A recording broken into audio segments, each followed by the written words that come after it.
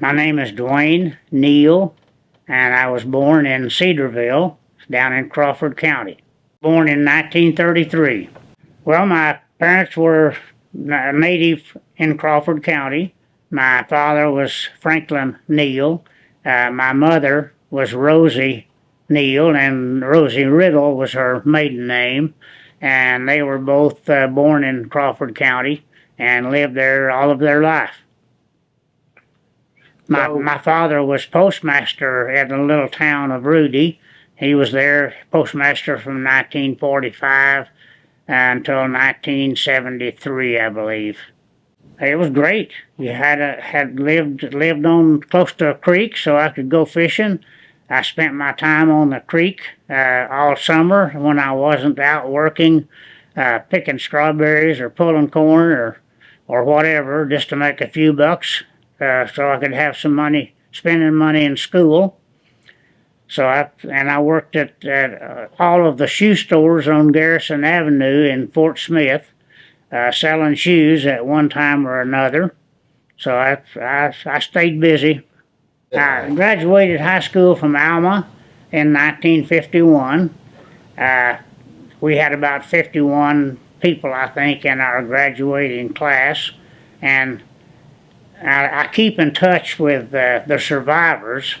There's a few classmates in Alma, near Alma, that I keep in touch with.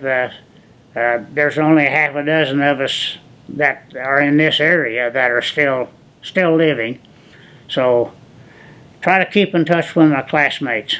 After graduating high school in 1951, I went to Fort Smith Junior College then, it was called, for 1 year, and then went to the University of Arkansas in Fayetteville to get my degree in industrial engineering.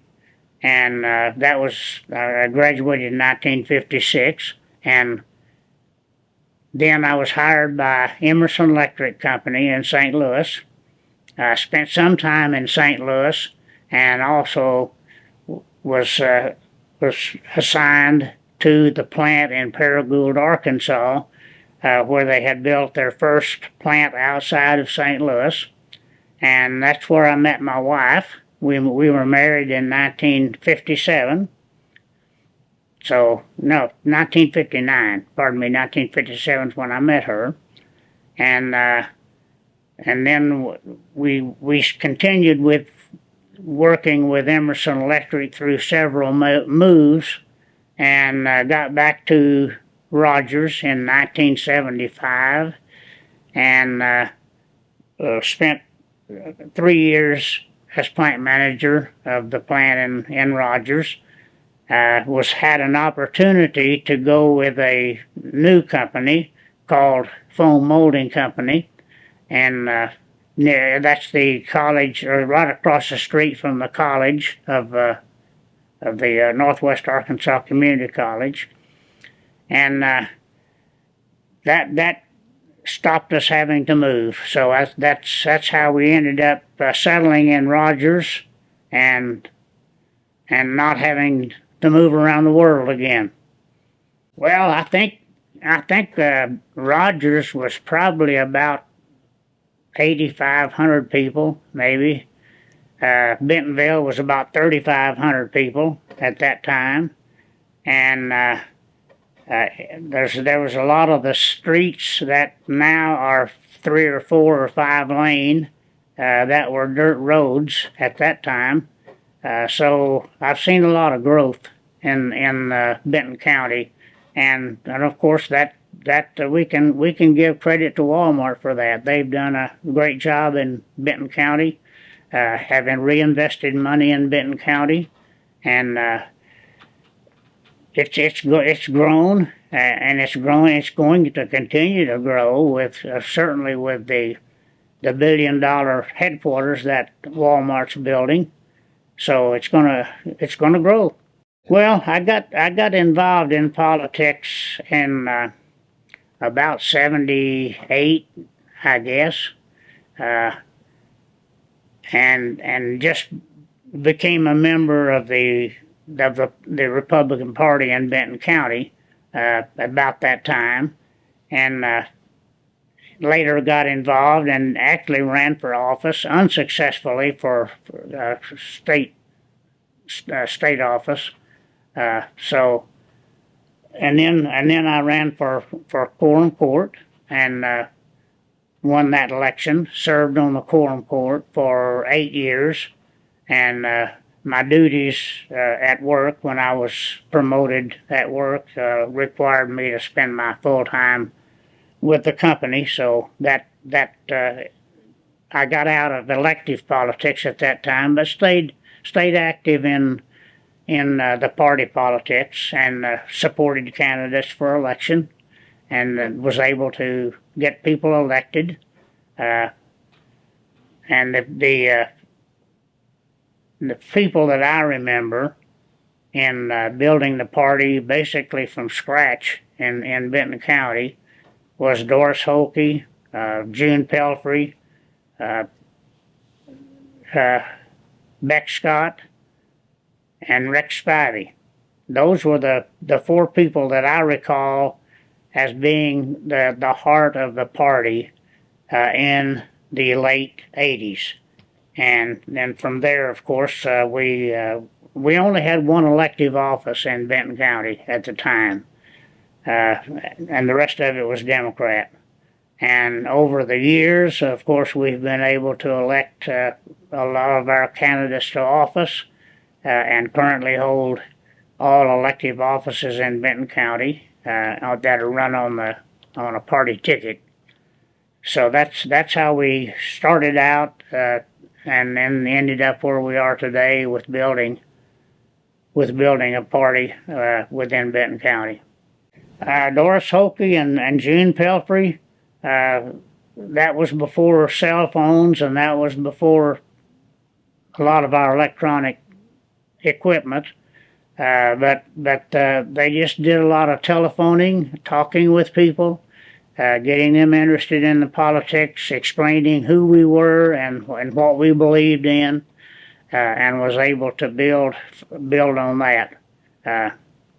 It was rough going in the early days.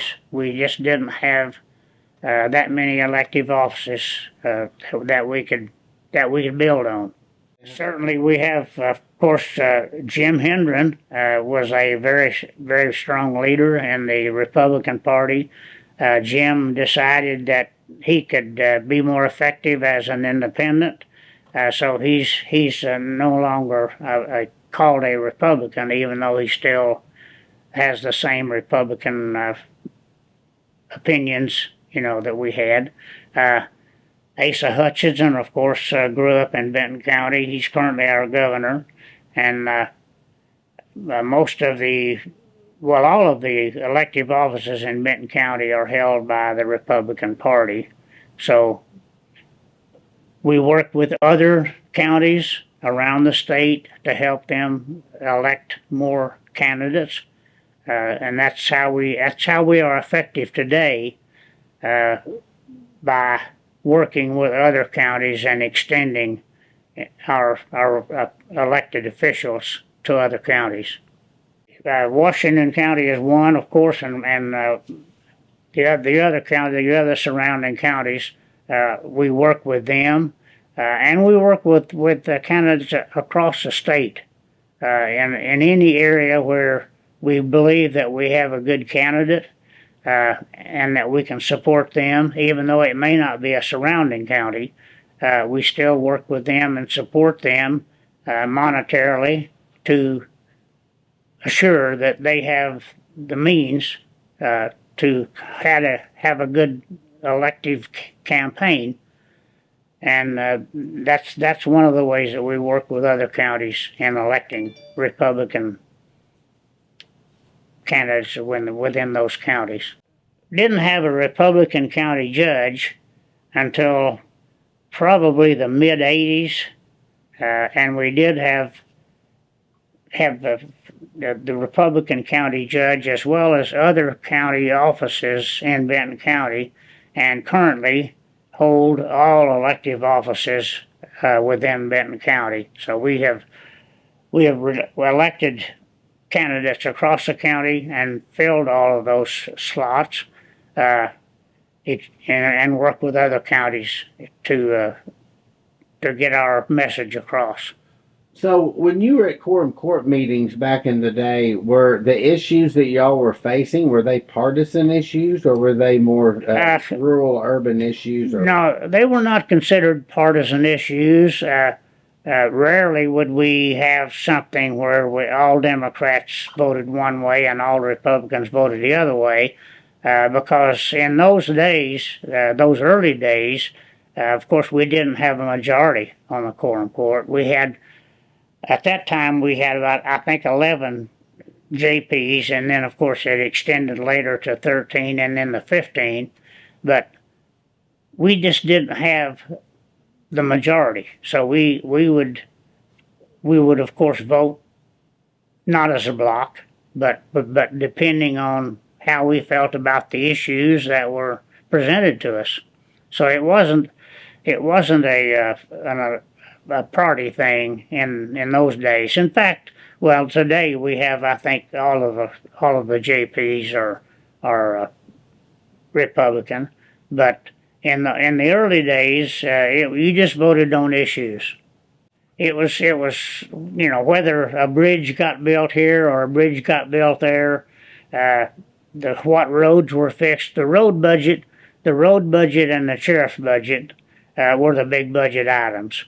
And we tried to support, the road department very strongly, because at that time there was an awful lot of roads that needed repair or opening up, paving, that type of thing. And the jail, of course, was always an issue. And the new jail, it was new back then, but it's now old jail, but that the jail really needed attention, and we built a new jail during that period, which served that period very well, but it doesn't serve us today. And the need for a new jail certainly exists, and of course that's on the ballot this year, a tax to support building a jail and maintaining that jail. And we need to support certainly our sheriff in that respect. If you pay if you do the crime, you got to pay for it. So I hope that will pass. But it will be on the ballot in November. We currently have a 1-cent sales tax that supports the county issues as well as the city. And I supported that, and I promoted that around the county, and we were successful in passing the 1-cent sales tax. And if we had not done that, we would be in deep trouble today. That is one of the things that really kept us going in a growing county. I just know that I see, when I drive around town, I see license plates from all over the United States. A lot of the license plates I see are from up east, but we have people coming in serving Walmart in their business, serving them from across the country, all across the country. They're not limited to any area, but they come to us from all over the country. I tell them we have a growing county, a very successful county, and we've had good management within our quorum court and with our county government. I think the county and the city work together very well. I think our growth in this area, whether it's city or county, is just really starting. Our growth is going to continue, and we're going to have influx of people from all over the world that come to Benton County, primarily serving Walmart, but they become a part of us, and I believe that they have been successfully integrated into our way of life in Benton County. It's not a rural county, but we have rural characteristics within our county, I think we should build on those. And that's one of the strengths I think we have in Benton County, is building on the strength that we have and the people that are coming in and working with us in county government as well as with Walmart and all the other businesses that go to support that. I think Benton County has successfully transitioned from a rural county to an urban county, if you want to call it that. But we have our leadership in both county and city government has done a good job with our growth, and the growth is going to continue. It's we're I don't know what 35,000 or so in the last census, and the next one will probably be over 50,000. So we're going to continue to grow, and I think our both county government and city government has done a good job in managing the growth that we have experienced. And if we continue with that same kind of management, I think we'll have successful growth over the next 50 years.